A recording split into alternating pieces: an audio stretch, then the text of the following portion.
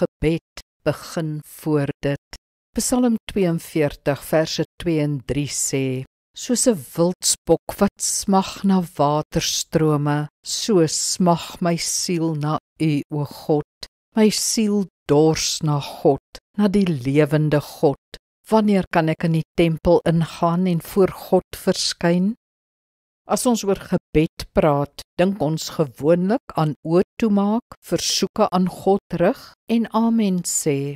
Gebed begin egter al voor dit. Voor ons vele woorde aan God, moet daar 'n hart wees wat na God toe reik. Meer spesifiek is gebed om God se teenwoordigheid te betree.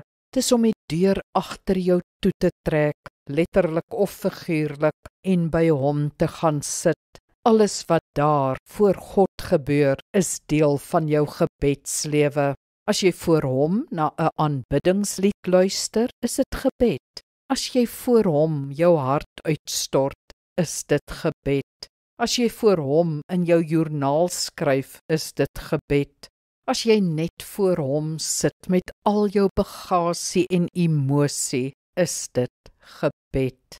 Vergeet dus eers van jou woorde, wees net eers by hom. Kom ons bid saam. Liefdevolle Vader, my hart verlang na U. Dis 'n voorreg om by U te mag sit. Help my om meer van daardie voorreg gebruik te maak. Amen. Die Here seën jou.